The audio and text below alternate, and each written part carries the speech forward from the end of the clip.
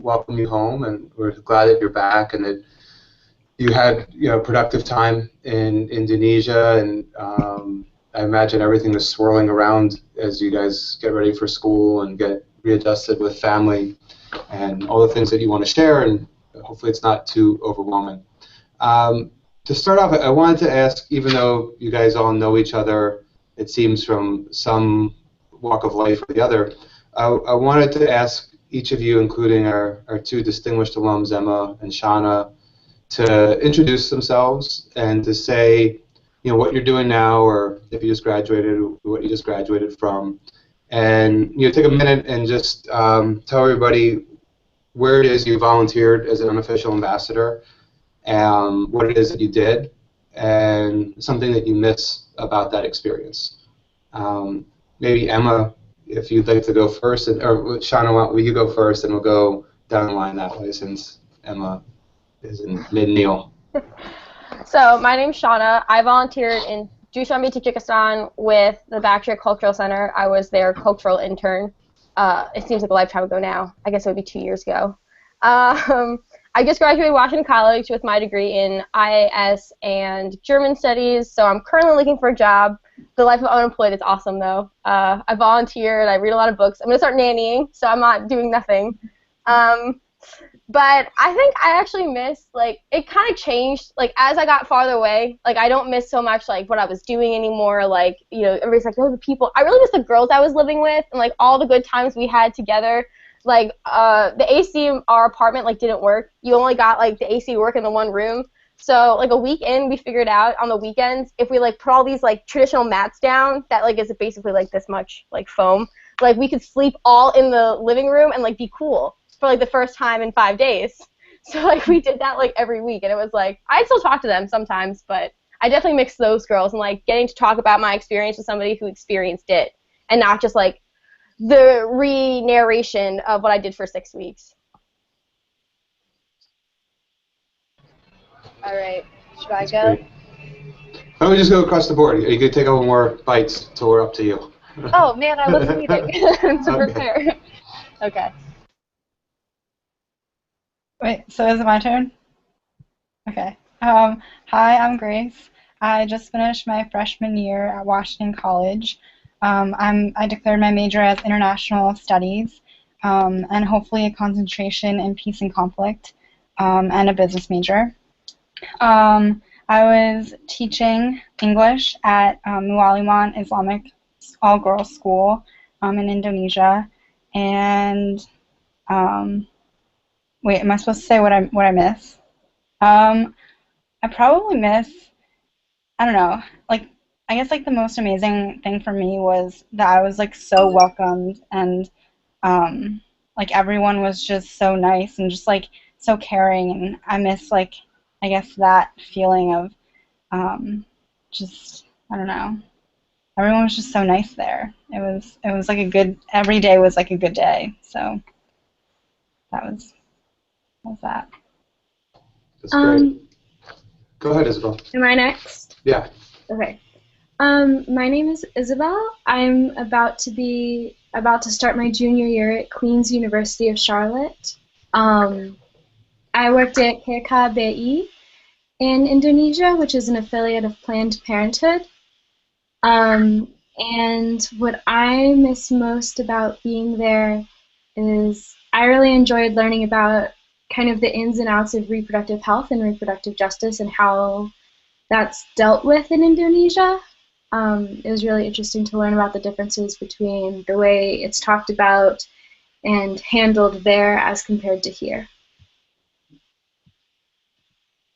All right, I am Emma Way. I just graduated from Washington College with a political science and English major. Hello, Ben. And I am sort of unemployed, sort of employed.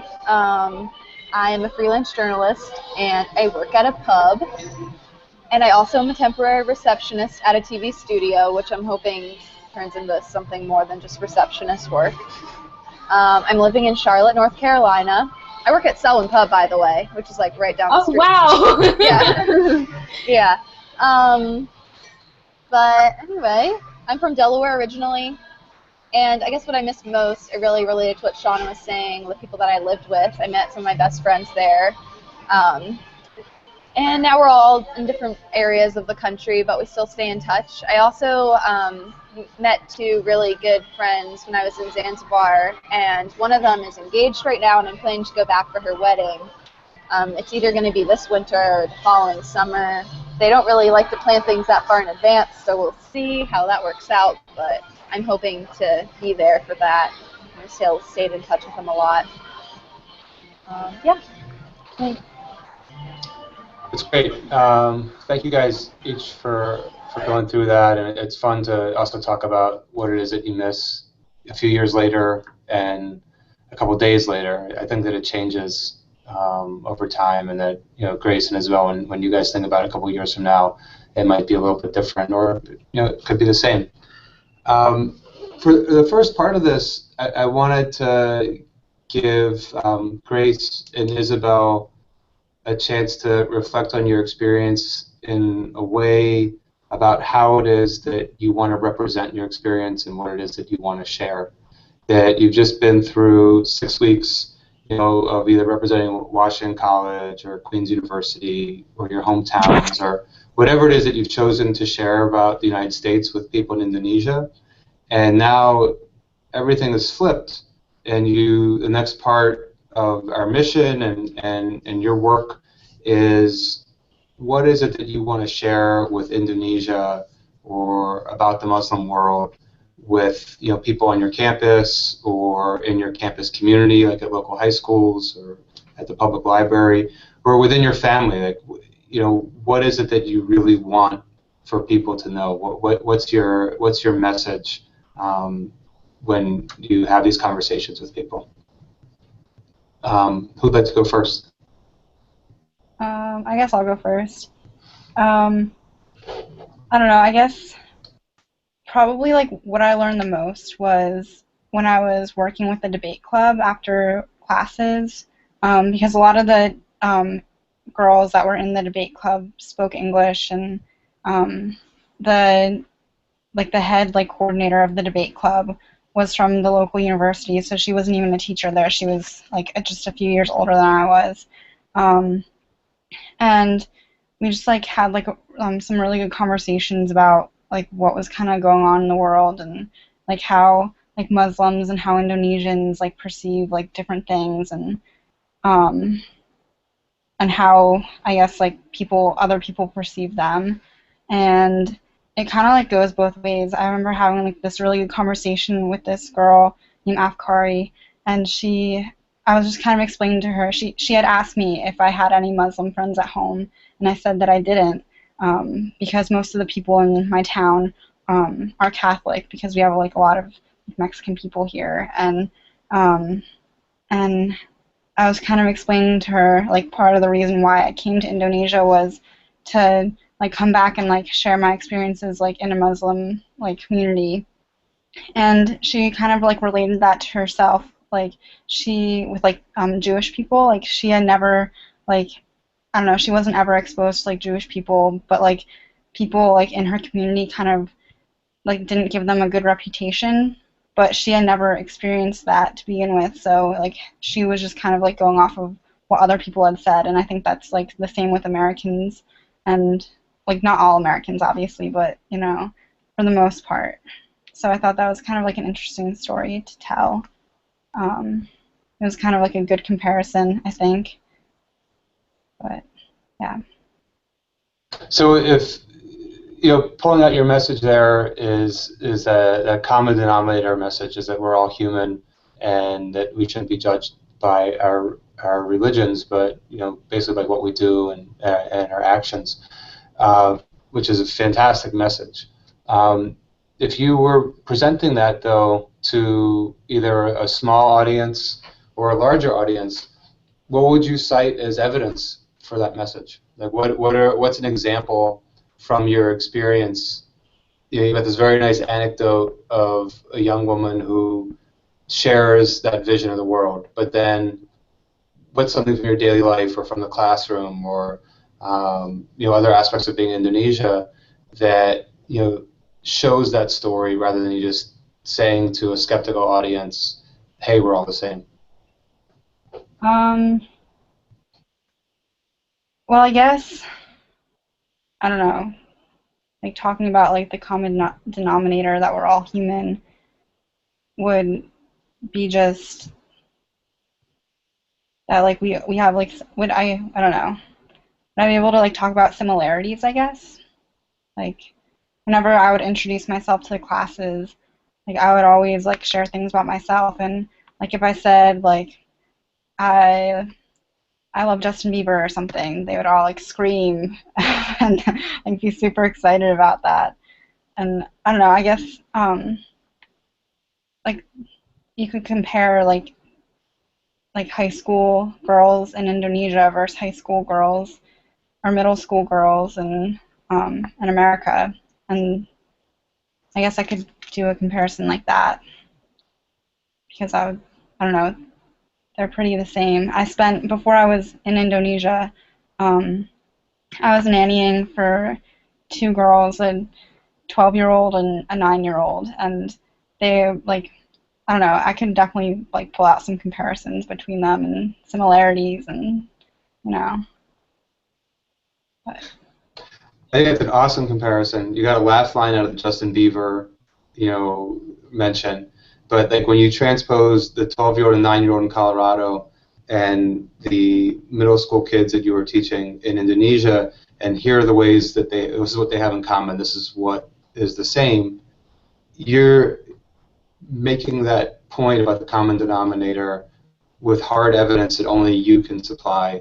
And whether your audience is a bunch of 70-year-olds sitting in a Rotary Club that's curious about the world, or a bunch of skeptical university students who are thinking about voting for Donald Trump, you are giving voice to a message that only you have access to the data. And let the data speak for itself, and then you can tie it together at the end. I think that's a great comparison. What about you, Isabel? What would you like? What's the most important message for you that you want to communicate to either big or small audiences? I think maybe I think the question I was asked the most while I was there, or the questions, they all shared the common denominator of Donald Trump. So I think maybe draw a comparison of how we think that this election is only going to affect us, and that's why so many people joke that if one or the other is going to get elected, they're going to move to Canada. But it's so much bigger than that. Whoever wins this next election is not just going to affect the United States, it's going to affect the entire world, the policy they put out, the way they treat foreign leaders, the way they treat foreign ideologies, how they tackle the very difficult issues that are present in the world. That kind of thing. Mm-hmm. So what you're saying then is that Indonesians would come to you and express concern over their future because of our election. Yeah, almost everyone. A lot of people talk to me about it at work, for example, and almost every time they did, they had an example of a relative with, like, say, a Muslim name who went to the United States and they, were deported one day later, even though they were supposed to go speak at the UN, or they traveled with someone who had a Muslim name and they had a more Indonesian name, and their friend was treated with more suspicion and more harshness than they were, and they were worried it was going to get worse under Donald Trump, and they wanted to, they wanted the opportunity to travel to the U.S., to travel abroad, to go to different conferences, to go to the UN, that sort of thing, and they were worried that if Donald Trump is elected, then they and any relatives they have in the United States wouldn't be as safe. Okay, so why is that important? So you think about your audience, and it's important to me. Like I'm not your typical audience though, but you're standing in front of students at Queen's University, or you're at the public library in Charlotte, and so America sneezes and everybody gets a cold. That's your your message that you're getting across as we have this influence. Why is that important to the people? Like, why should they care about whether Indonesians get a cold or not? Hey, Rachel. Hello. Sorry about that. No problem. Oftentimes people vote in elections based on a singular issue or one thing. Maybe they don't like one thing about another candidate, but it's important to look beyond, like, maybe the more, I don't know, the things you don't like about a candidate, and kind of look at the bigger picture of what they're going to do. Maybe they're not good on one issue that you're really passionate about, but they're good on all of the other issues. So it's important to look at the bigger picture and not discount a candidate just because of one problem with them. And also, it's just important to get out and vote and exercise the power that you have to make a change. Can I say something about it? Yeah, please, Emma, go ahead. So I feel like this message is important for everyone because diversity has always been such a huge thing in America. We were built on diversity, and we shouldn't be shying away from that just because of maybe some of our fears security-wise.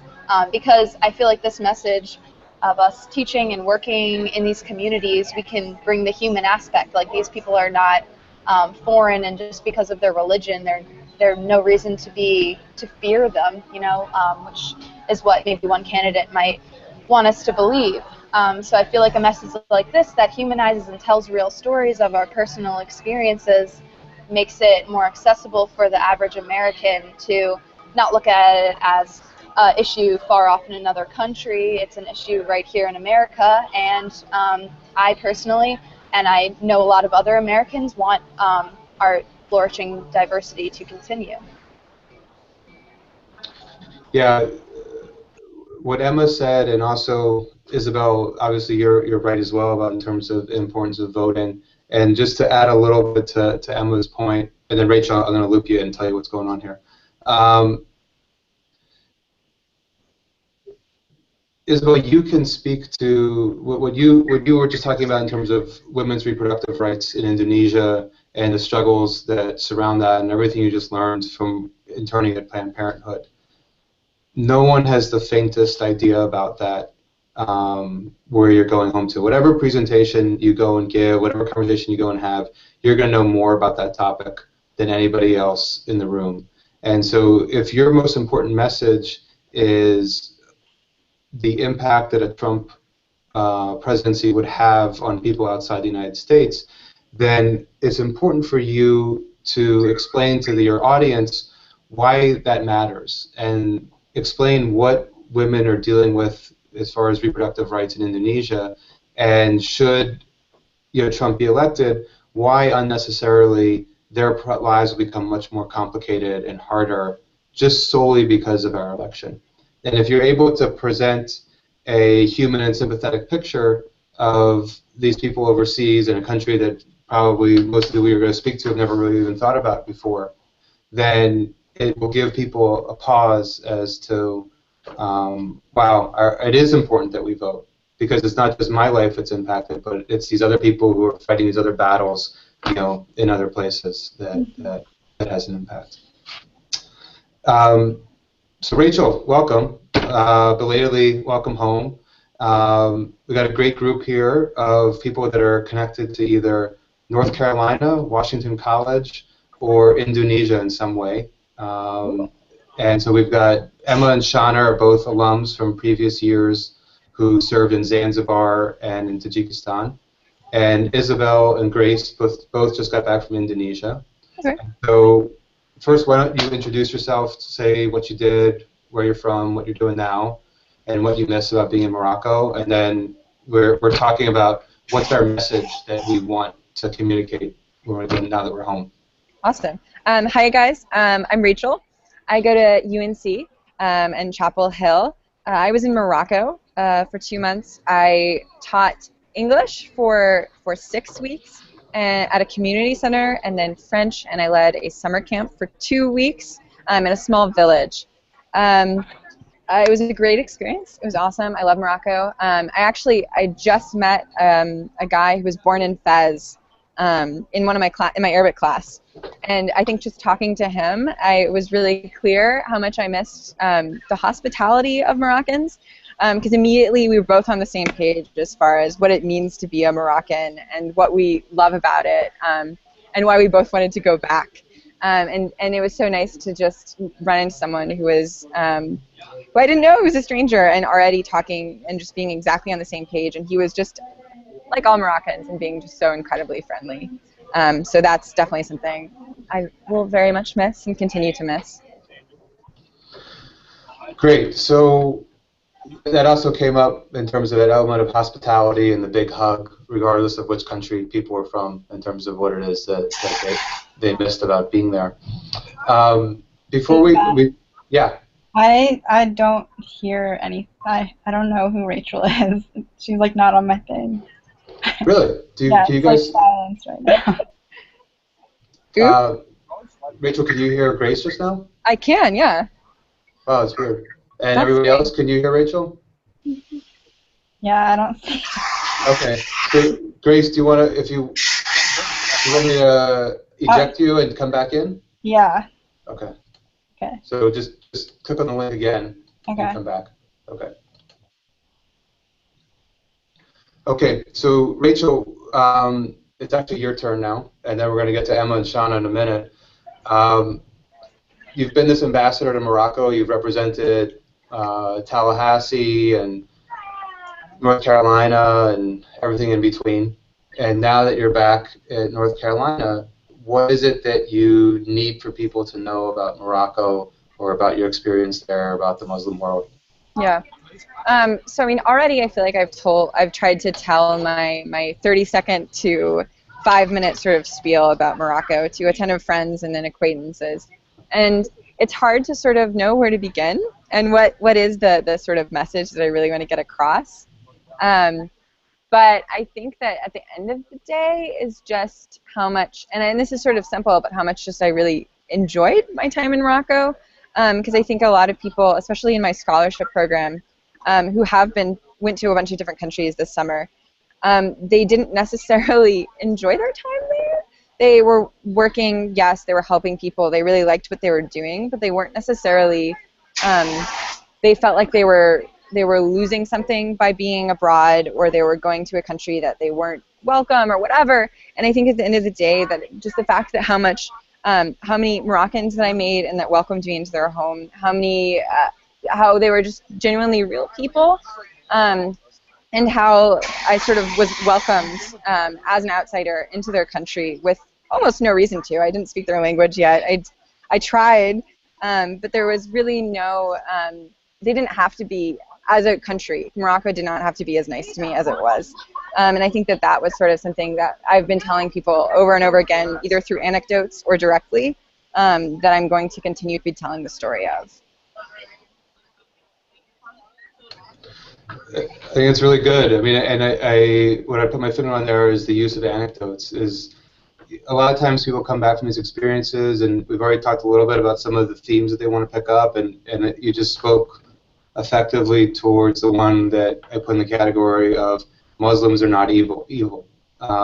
So you could couch it as I really enjoyed myself a lot, but the message that you're conveying is that message that we're all the same, which is also the same one that Grace spoke about a few minutes ago in terms of this common denominator, and that we share more than our differences. Right. Before I ask Shauna and Emma to jump in, the other question I wanted to have you guys think about, who've just come back, is this issue of impact. And so there's this whole thing out there in terms of voluntourism. And yeah, you went to a country for a few weeks and you engaged in what could be classified as voluntourism, that you were a tourist, you did volunteer work. We pride ourselves in our program on not running a voluntourism program, that we have community partners and specific needs that you guys all worked on, and we prioritize that. But you also have to prepare yourselves for a skeptical audience of whether it's one or a whole room full of people that actually says to you, what was your impact? What is it that you accomplished? What can you hang your hat on in terms of this is what I did for this summer that made a difference? And so I would put that out there to the three of you in terms of what's one thing that you can say, whether it's from a human development perspective or a citizen diplomacy perspective, that you put in that benefited the people there, that you were not just the tourists, going around taking pictures and doing the rest.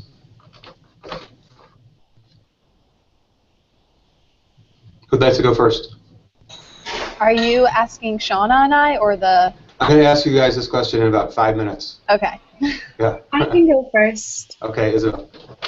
I think one thing I ran kind of a seminar sort of on writing essays and abstracts and improving grammar and how to kind of the basics for writing a good essay or writing a good abstract.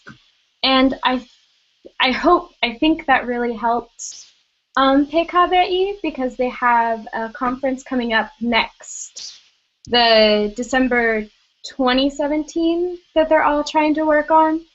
And so I helped them kind of figure out how they're going to write the abstracts, how to take the big long paper they wrote and sum it up to give the conference coordinators an idea of what they've been working on, and then also how to write essays for scholarships and applications for different programs. And I hope that helped them and helped give them materials and links and ideas for how to improve their writing. Very good example of helping to build the capacity of an organization. That's great. Rachel or Grace, what do you guys think?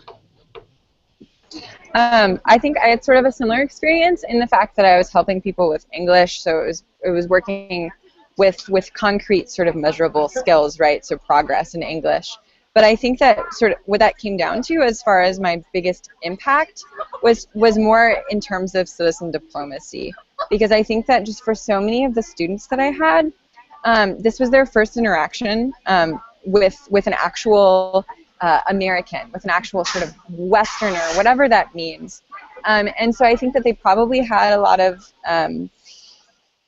stereotypes going forward, and I don't really know what they were, but I could tell how meaningful it was to them to have someone who genuinely cared about them, just broadly, about how they were doing, about what they wanted, about how they understood or didn't understand a lesson. And although because of language barriers, it's not like I could really talk about much more than how they were doing with the lesson, that was enough to create, I think, valuable relationships that I really think, I mean, for me, I know it was incredibly valuable, but I definitely know for some of my students that that's going to be something that will help empower them in a place where they definitely needed to find a source of empowerment. And I think that more than any sort of English lesson I gave or did not give will be my biggest and most lasting impact. Yeah, that's hard to quantify, but a very good example in terms of changing people's impressions. It would be great, maybe you feel something similar in terms of the time you spent in Willamette.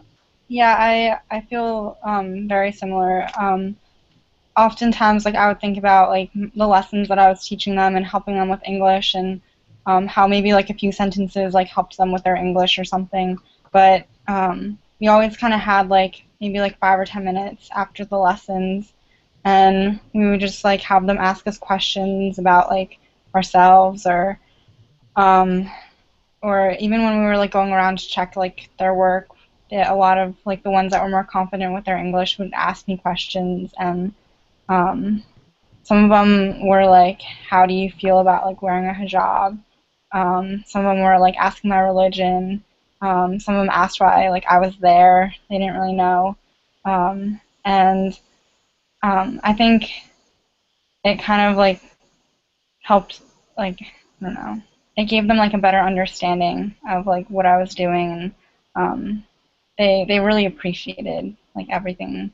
They were just like the most like appreciative like humans I'd ever met. So that was really cool. And even still, like I'll like get messages from them like on like Facebook or like on email that they'll like send me, and like they'll just be like, I'll never forget you. And on mine and Caroline's last day, like they gave us like pictures, they gave us like little notes and drawings, and they were just so appreciative for like what we were doing and that we were there. And yeah, I think that's probably yeah, that's it.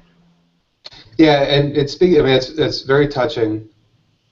You know, both of you guys talking about the kids and these interactions, and I think it's important in terms of speaking about that, and Isabel also about your experience with PKVI, that these are places that tourists don't go to. Like the interaction that the people you worked with or that you helped, if you hadn't gone, no one would have gone there. No one would have gone and volunteered at Moalamat this summer or at Tarmulat. It's just, that's how it is. And so you were reaching that extra mile, not the last mile, but that extra mile in terms of your work. So I really want to bring in Emma and Shauna here to reflect on these similar kinds of questions, but a few years removed. Emma came back 3 years ago, Shauna 2 years ago.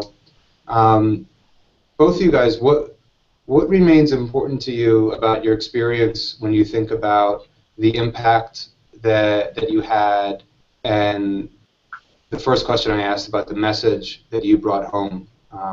If you guys could speak to either one or both of those.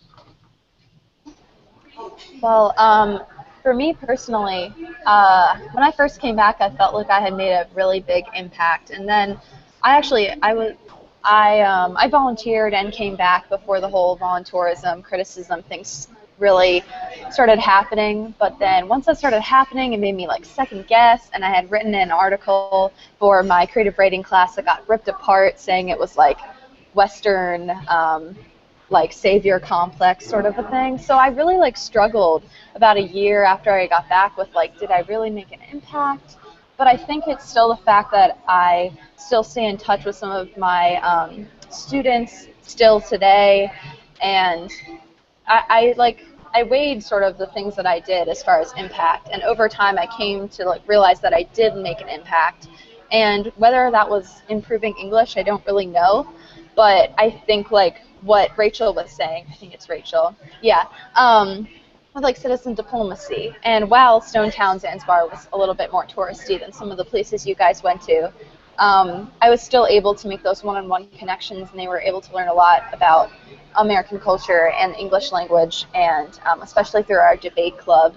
I remember debating whether, like, some really serious things like divorce and other things that are traditionally not accepted in their religion, and just trying to like expand our thinking and expand my thinking to understand a little bit more about their culture. So I feel like the impact was more there, but I definitely struggled with it a lot over the years as the whole voluntourism criticism started to gain more steam. That was something I like struggled with a little bit, with weighing what was my impact. I don't remember what the other question was, but I think that's what I have to say. The other question was about the people and what you wanted to represent, but maybe let's have Shauna weigh in on this, and then we'll come back to the other question. Yeah. So I think my experience is like really different, because not only was I in Tajikistan, like when this whole debate was happening, I remember it was one of our blog posts to like talk about voluntourism and like if we felt like we were voluntourists. But I also didn't teach anybody. I wasn't an English teacher. I didn't have students. I had my supervisor, Kirill, who I still follow on Facebook, but he posts in Russian so I can't understand it. And like I had interaction with him every day, like this one other guy who worked in my office, but outside of those people, I didn't really interact with a lot of people. And other than Kirill, everybody I interacted with was French, because it was a French-sponsored organization. So like when I first came back, I was like, I don't even know that I did anything. I was like, I've had this incredible experience, but like I don't know that I gave these people anything, and I really struggled with it. It was hard for me in my welcome back webinar, like, what did you do? And I'm like, I don't really know. But actually, I think now that I'm applying to jobs, like 2 years later, is like when I can really see the impact, because international development is so cynical if you let it get that way. everybody's going to talk about the 100,000 people who are living in the same place you were or all over the world who aren't getting what you gave, and, well, this is still happening, and, like, poverty's still a thing, and, you know, extremism's always going to exist, like, all this kind of stuff. But, like, you have to start thinking that I know that I touched the people that I met.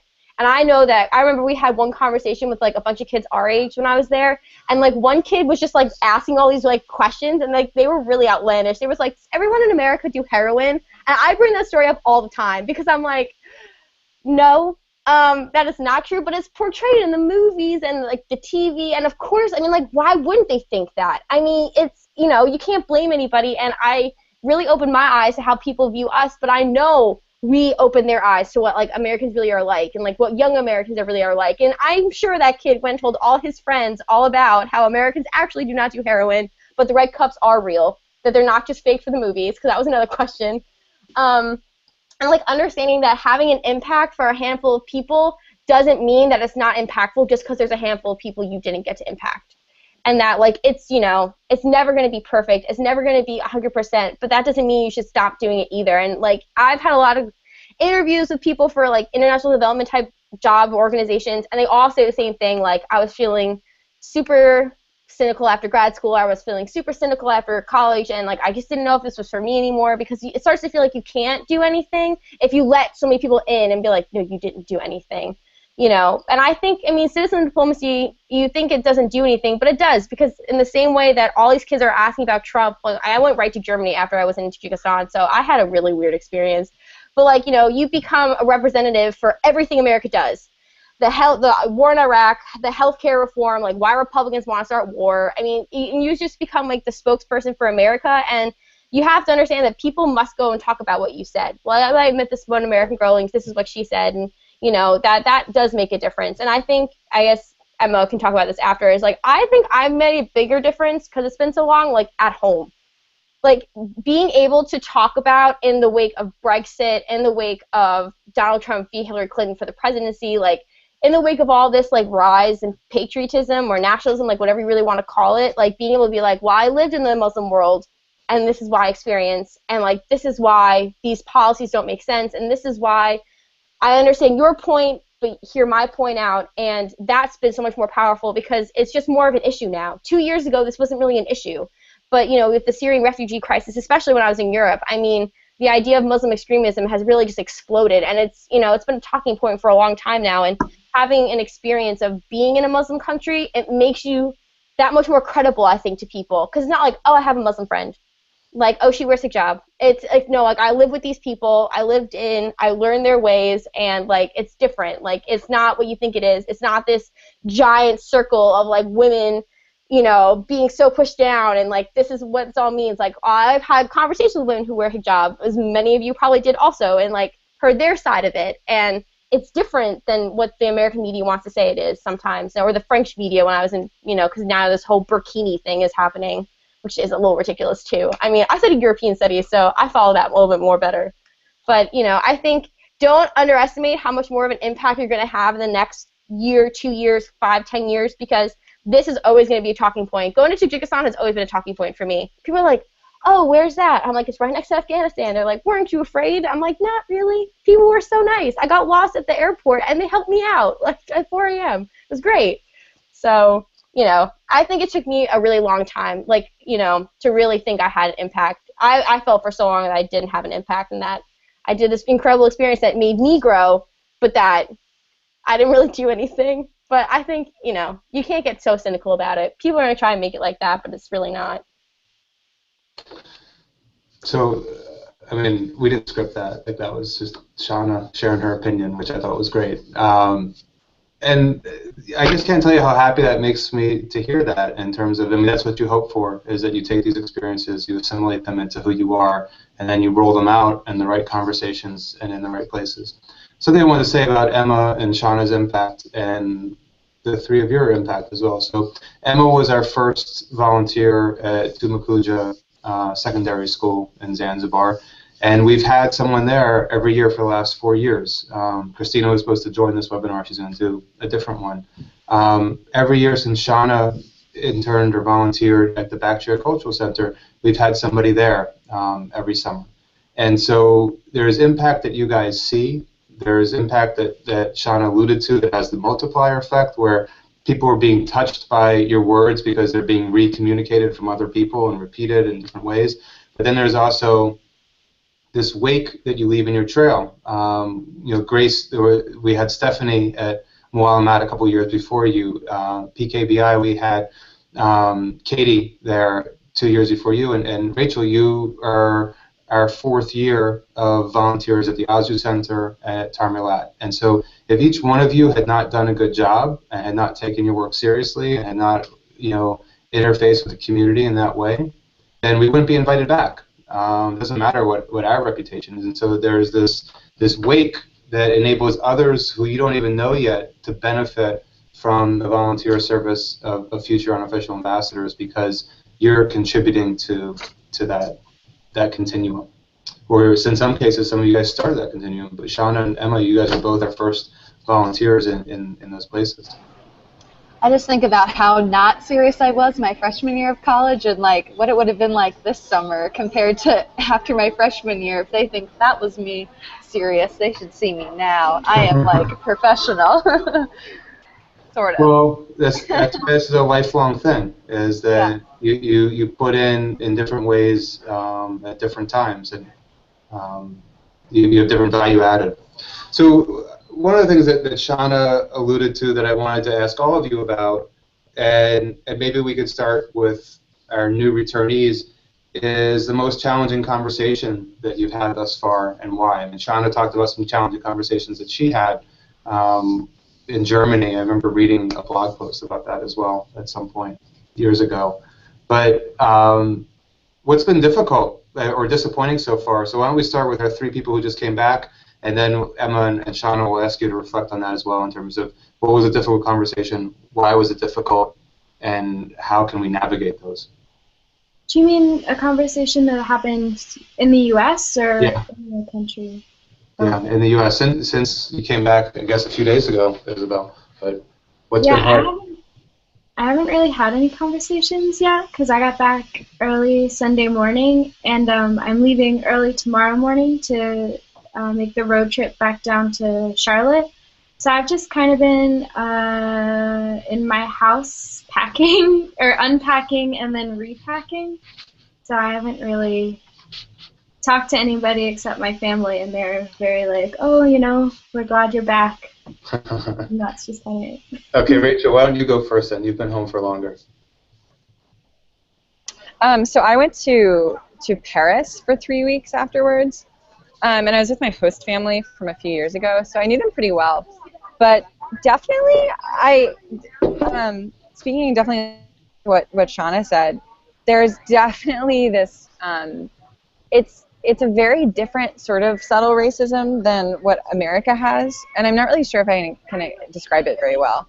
But there are definitely, and I can't really think of a specific conversation well enough to describe it, but it was almost as if my host family sort of saw Islam as this sort of novelty that in this sort of cute way that they could like poke fun at, and in this sort of demeaning way that I really can't describe very well, but it's not the sort of racism that is in America, but it's almost worse in some ways because it was just really strange, and it was hard to sort of direct the conversations because sort of their background for starting a conversation about how Morocco was or whatever was sort of this kidding around thing, like, oh, like you were in Morocco, were you wearing a burqa the whole time sort of thing.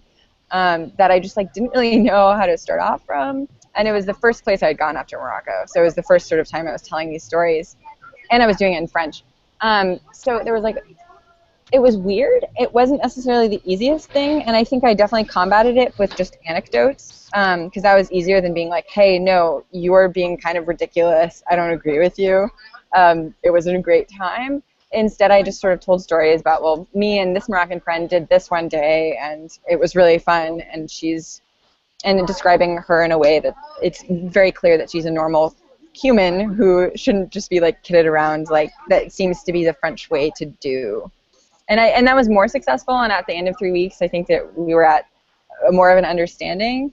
But at the same time, like it's just such a different attitude. I was prepared for the more sort of Southern racism and how to deal with that, and this was just very different. Yeah, good use of anecdotes. Excellent tactic. And I understand what you're talking about in terms of the sort of demeaning, cute aspect of stereotypes and racism. Grace, do you want to add anything on this, or is it too fresh for you at this point, or what do you think? Well, it's kind of too fresh, I'd say. Like, most of the conversations that I've had with my friends is just kind of explaining my experience and what I was doing, like cool things that I had learned and was sharing with them. And so it was more of like a friendly environment. Like, my friends are supportive of me, so it was more of like that kind of. I haven't had like a hard conversation yet, but I think that that's definitely going to come up when I go back to school and people like ask what I did over the summer, and they'll probably have kind of like questions, and like more like a harder to answer kind of thing. I don't know. I'm not really sure what to expect, so. Well, Emma, Shauna, what should these guys expect when they go back to school, and what did you, not specifically at Washington College, but just on a campus environment, and how did you guys handle the difficult conversations that you were confronted with? Well, for me, I was sort of known as the girl that lived in Africa. I feel like it sort of just became a part of my identity a little bit because, I mean, I sort of made it that way. I talked about it a lot because I loved it so much. But I guess one of the most difficult conversations, well, before I moved to the South, I'd say the most difficult conversation I had was related to the voluntourism criticism, not necessarily to living in the Muslim world. Since living in the South, though, it's been a lot more interesting living in the Bible Belt and trying to explain my experience a little bit more of like wearing a hijab and like even fasting for Ramadan. People kind of give me like, what are you doing? Kind of a glare, like they just don't really get it.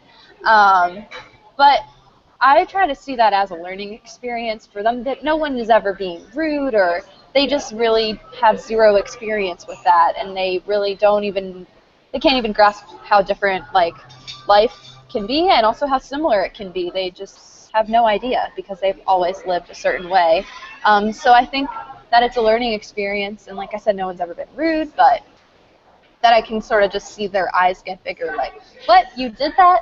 And that makes me happy to sort of open people's eyes and open their minds and hearts. So I guess I'll drop the R word, which is Republican. I'm a Republican. My entire family's a Republican. Most of the people I live with are Republicans. That does not mean I'm a Donald Trump supporter, but like it means I live with a lot of Donald Trump supporters. And I guess I can understand why, because I live in middle-class New York City, or like outside New York City. So like none of us have seen an improvement in the Obama administration, and like what Donald Trump really talks about outside the outlandish stuff about immigration or the Muslim, like not wanting Muslims in, is a lot about, it speaks to people who haven't seen an improvement in the last 8 years and who want one. So I think, but you can't talk about Donald Trump without talking about Muslims. I mean, it's right there. Like, you can't do it. So I've had a lot more difficult conversations about it now that it's become such a hot topic. And then I lived in Germany for a year. And when I left Germany, they were like welcoming the refugees. And now the refugees have caused problems. So then people are like, well, you lived in Germany, and don't you see what they're doing there? Like, they're just going to do that here. And I have to kind of like take a step back. And, you know, my family's always been really supportive of me, but I actually just found out I got sick sometime in either Africa I went to beforehand or Tajikistan, and I just went to the doctor, and they're like, yeah, you have this bacterial infection you've had for a really long time, and you've picked it up from somewhere. And I'm fine, like I'm healthy. I have to take a lot of medicine now, though, to make me feel better. But so now my family's a little bit like, well, was it all worth it? Like, now you're sick, and, you know, blah, blah, blah. And, you know, I think it's like understanding that people will sometimes trivialize everything you've done without even realizing they're doing it. And it's really hard to take it personally, but my friend one time told me you can either take everything personally or you can take nothing personally. And it's so much easier to not take it personally because they didn't experience that. And like, yeah, I like can't eat gluten for the next 2 weeks, and it's like literally insane because anything that's worth eating has gluten in it. I will let you know now.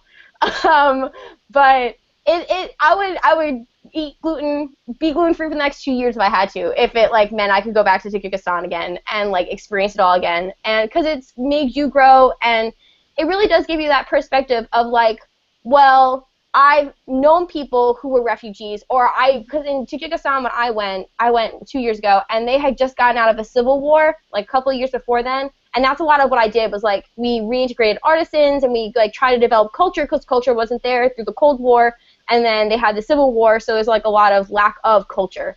And I talked to a lot of people about the Civil War, and you know these people talk about not having bread and not having food and not having a house to go back to. And that's a lot of what these refugees are going through. And when you talk about, well, we're not going to accept refugees or we're not going to accept Muslims into this country, you know, you can say, well, I've talked to somebody. Imagine if you didn't have your house, and like kind of really flip the table because you've had that conversation this way. You can kind of try and get empathy, because the fact of the matter is that I don't think Republicans are evil. I would not like to think I'm an evil person. I just think, you know, you got to empathize, and you know, the same way that I want empathy for what I've experienced, people want empathy for what they've experienced. So as long as you can really be like, I understand where you're coming from, and mean it. Don't just be like, I understand where you're coming from. Like, you know, I understand where you're coming from and I respect your opinion, but like try and see it this way and like make it in your shoes. And then people really do understand. I mean, you know, what we talk about in the next couple of months up until November, I mean, I don't really have a lot of comments about. It's not really going anywhere because it's such a large problem, but you can really make a difference. Like I said, like, you know, even with the impact there, like, even if, like, the 5 people you talk to understand you, then, like, that's a difference. And, like, that's really, you know, impactful. I totally know what you're saying, too, about the whole Republican thing, because my boyfriend is a Republican, and just being able to, like, talk about different cultures and finding that middle ground and, like, finding the human aspects in everyone, no matter what religion or what part of the world they're in, I feel like is how we like find that middle ground and, you know, make the world a better place. Anyway, optimism speaking right here. Shauna, I wish I would have written down your comment about gluten, because then I would take it and I would email it to the Embassy of Tajikistan for their outreach section and say Shauna Bruder would eat gluten-free for 2 years if she could just come back to Tajikistan. They could put it on their website. And that would probably be better than anything that they're doing to promote tourism. Yeah, probably. At this point. Seriously, though, a few things to pull out there in terms of having challenging conversations and doing it effectively. Shauna spoke to the empathy point, and the more that you can put people in your shoes, looking through your eyes, and seeing what the situation is on the ground there, and helping them to get beyond this wall of whether it's benevolent ignorance or malignant ignorance, that they can see what life is like in these places. Be a reporter and take them there and tell a story of a person or a family or a student so that they can empathize with that experience and then they can recast the stereotypes that they have. So empathy is one. Using your own experience as a prism for changing or modifying ideas. Before I went to Tajikistan, I thought that I was going into a war zone because it's next door to Afghanistan and it ends in the letters STAN, yada, yada, yada. When I got there, I met all these wonderful people who I did A, B, C, and D with, and my viewpoints changed in this way. So by putting yourself in someone else's shoes and allowing them to have it be okay that you changed so they can change too is also quite effective. The third one that I think is probably the best is using self-deprecating humor. Not to make fun of the people who you met, but to make fun of yourself as you went about the different interactions with the people who you met. And if you're standing in front of an audience, a room full of people, and you're trying to make a really serious point that Muslims are not evil, or we have this common denominator, or any of the other ones that we talked about, if you're able to make fun of yourself and get them laughing, like I arrived in the Dushanbe airport and I was so lost that I tried to get back on the airplane, but then these really nice Tajiks helped me find where the immigration counter was. Or, you know, in my Zanzibar high school, we didn't have any chalk in the classroom, and I was running back and forth between the classrooms trying to use one piece of chalk, and then I realized there was a dry erase board. You know, whatever it is, like, to make fun of yourself loosen up the audience and make them comfortable with this is not going to be a bad story. This is going to be a story about good people and good times together and humanity. It's a great way to work your way into getting to and demonstrating that really important message that we're all the same in the end. So we're out of time, and I'm sorry about that. I really enjoyed the back and forth, and one of the things that selfishly I love about this is I get to hear a little bit about what you guys did that just came back, but I love hearing from our alum from a few years ago and just how things are sitting with them. So first, Sean and Emma, thank you for joining. It's great to see you guys and to hear about what you're doing.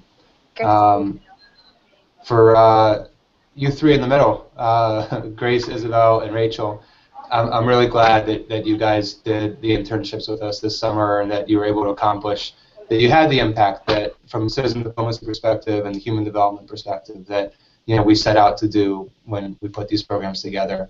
And I hope that you heard from Sean and Emma in terms of, in some ways it all just begins right now, in terms of you taking the experience, how you talk about it, what you do, and there's so many things to do with it now that you're back.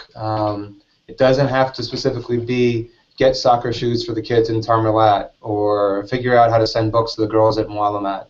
There's so many things going on in terms of, let's say, refugees from Syria or reproductive health, worldwide, and the threats to women accessing health care. You don't have to be specifically narrowed on these very local issues that you've become invested in, but the more you can find coalitions of like-minded people, join coalitions that are interested in these various issues of social justice and that perhaps participating in Get Out the Vote, related activities come November, or who are part of Black Lives Matter campaign. Same issues, different people, different race, different religion, but the exact same issues in terms of equality and how people are treated in our country. So I encourage you to start things, but also to get involved with things. And another reason why we do these joint webinars across different countries and across different years is that you guys are all part of the same network together. So there's a LinkedIn group. You guys all have each other's emails now. Eerily, there's a strange amount of North Carolina overlap in this group. So I encourage you to be in touch with each other, not just with us, but with each other. So officially, welcome home. Thank you guys for all your efforts. Thank you. Thank you. Okay. And Kathleen will be in touch with those of you who haven't done your individual work plan recaps yet. Kathleen will be in touch with you guys to schedule those too. Sweet. Okay. Bye. Bye, guys. Take care. Thanks again, everybody. Thank you. Bye. Thank you. Bye.